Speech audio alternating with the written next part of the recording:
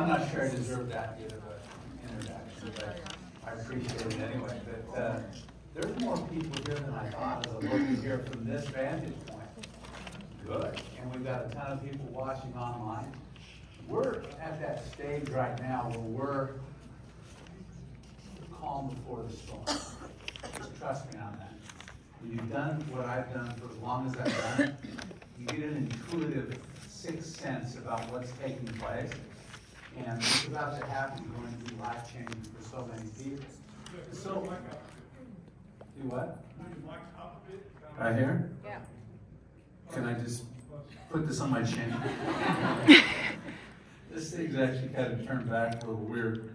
Let's see if that works. How's that?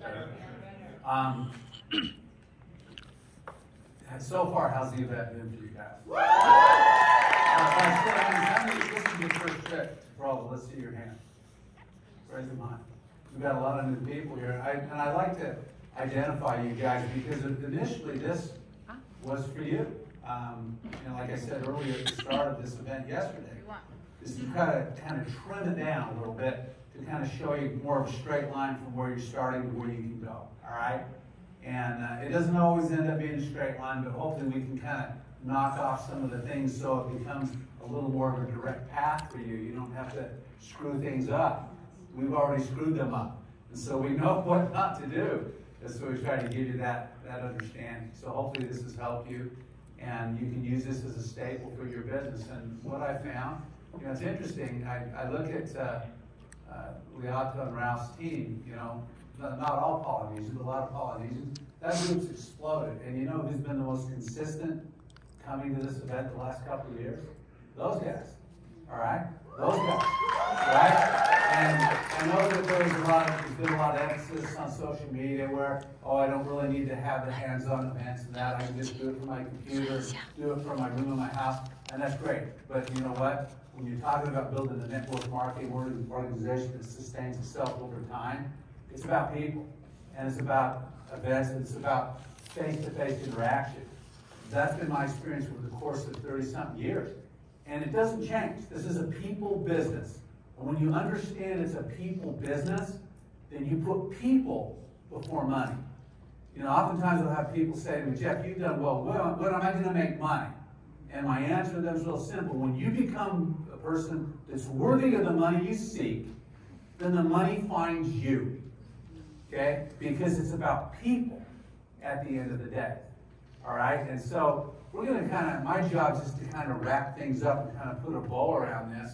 And hopefully I can do that in a way that can send you out of here with an understanding and a focus on the importance of where your life sits right now.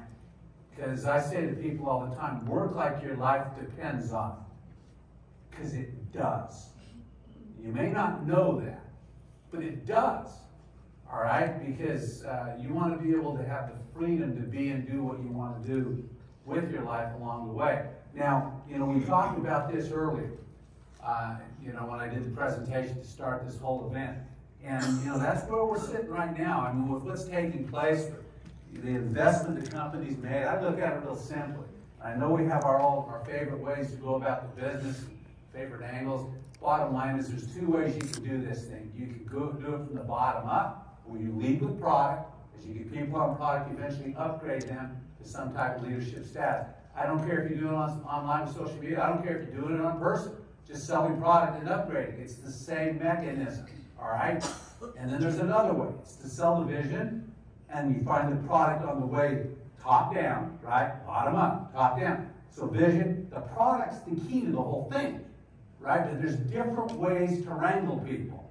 A lot of men respond to the top-down approach, okay? Women are more responsive to the bottom-up, traditionally. Now, I'm not putting anyone in a box here, I know a lot of meat eaters that are women that come from the top down.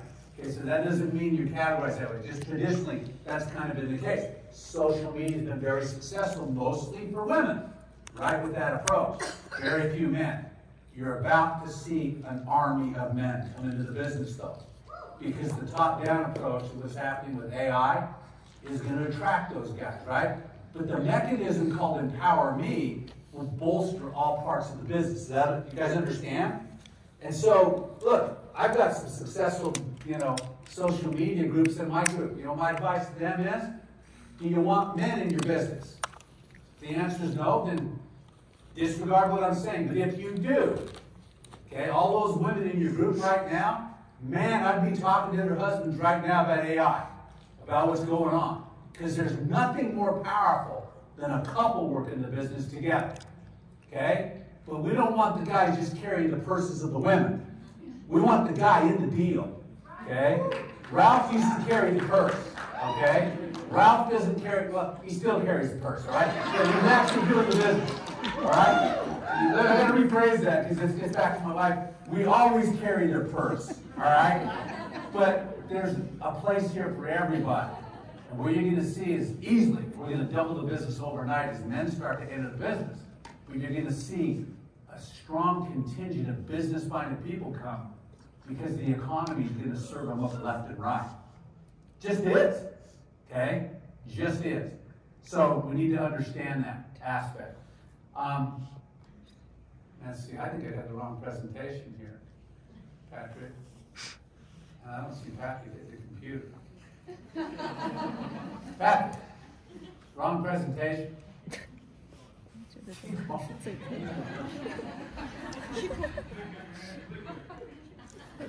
Okay, there we go. Thank you. There's a couple slides in there. I'm thinking, oh, this is the complete off presentation. But okay, you saw the opportunity presentation yesterday. Okay, now, so I'm not going to go into an opportunity presentation right here. I want to tie it together with you, though. Okay, I want you to understand that the opportunity story is the best product we'll ever sell. It is. It is a product. And some say, I don't get it. Well, I ask you a question. What do you think McDonald's really sells? Some say burger, fries, and shakes. But the big money guys understand they sell franchises that market burger, fries, and shakes. Okay? My advice to you, this is Teeny Elite University.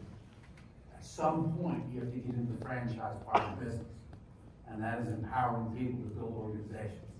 And if you do that, then you have a mechanism in your life that can set you free.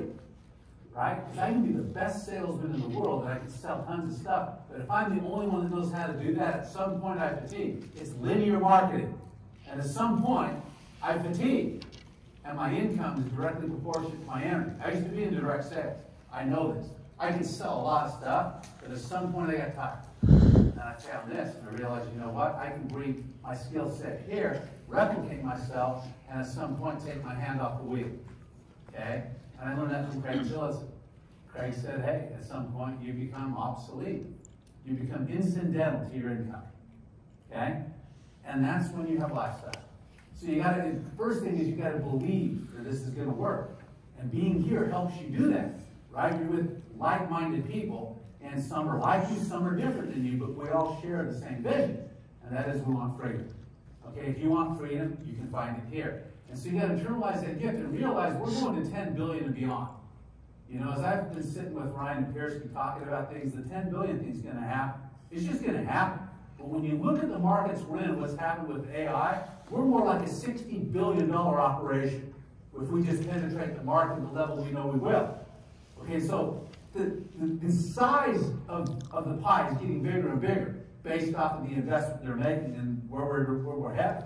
And so you're going to see an immense opportunity open up with prospects coming out of the woodwork because the economy is going to deepen. It's going to get worse. Trust me, it's going to get worse. If you don't believe me, just turn on the news. Turn on the news next week. It's going to be even worse. You know? Things we've never seen before are happening right now. And that spells doom for the majority of the people out there. That's a benefit for those that are shepherds. All right? And so make a decision. And this decision is an unconditional one. It doesn't mean you're trying the business. Anytime you hear someone say, I think we're going to give this a try, they get their butt kicked.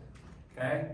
You're going to commit and do this no matter what. So establish a really strong why. Okay, now I can't tell you what that is for you, but I can tell you a couple of questions you can ask yourself. What is it I die for? Okay? Because think about that. What would you die for? And what's the second one? Those of you that know. Who you love the most. Okay? Those two things, make that front and center, And I promise you won't quit, because you won't quit on that. All right? Because there's tough times along the way. You guys agree? It gets a little tough sometimes. Life gets tough.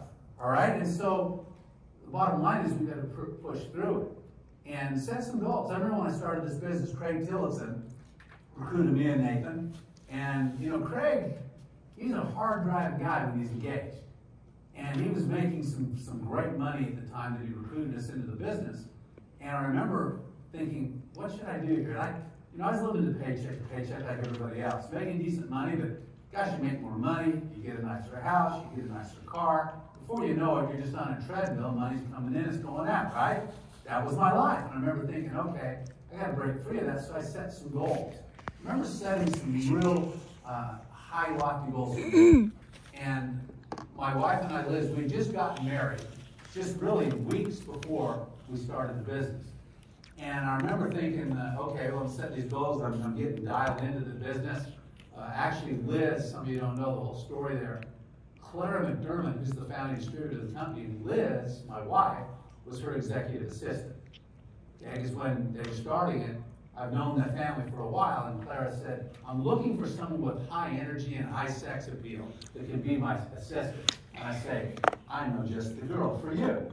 There's this girl I'm engaged to. We're going to get married here soon. You probably need to hire her. She interviewed her, says, that's the girl.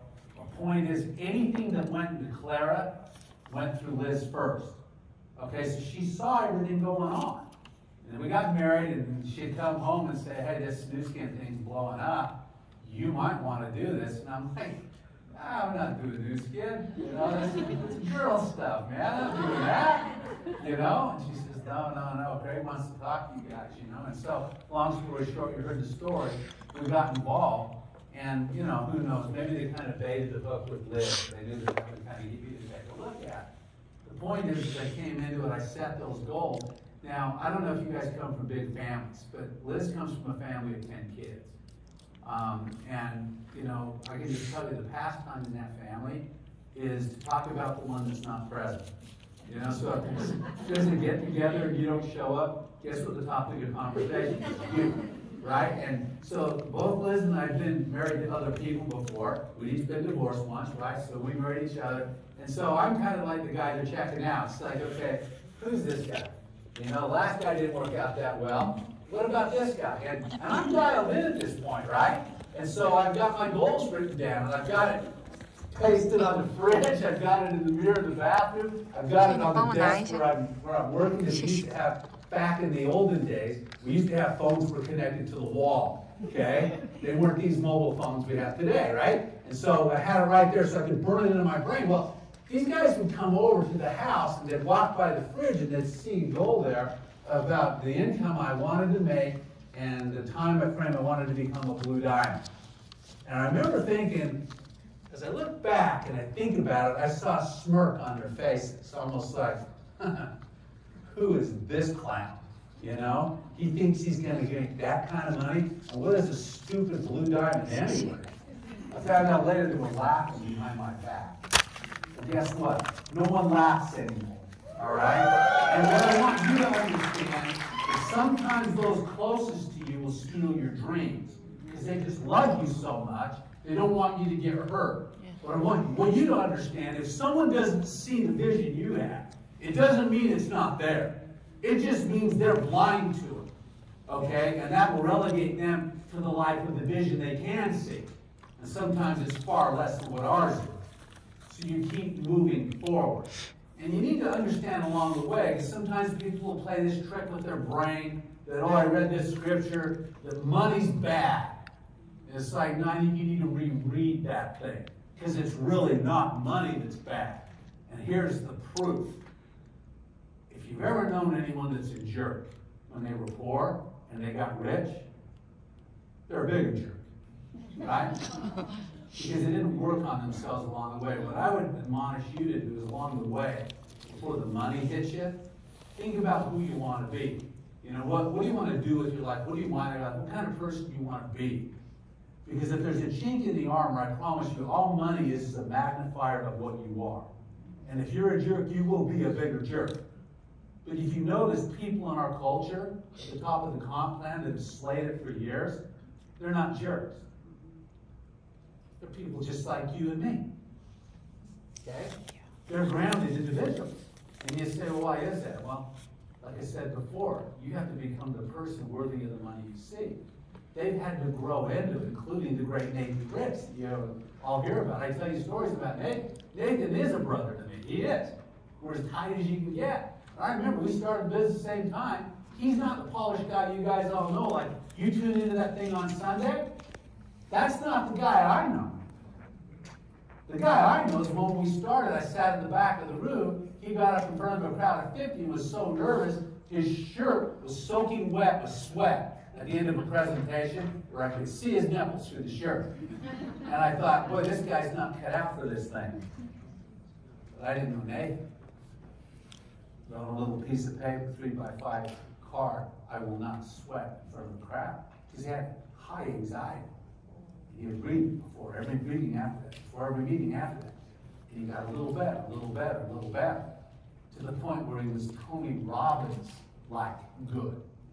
In fact, I was recruiting Tony Robbins once. You've heard this story sometimes before.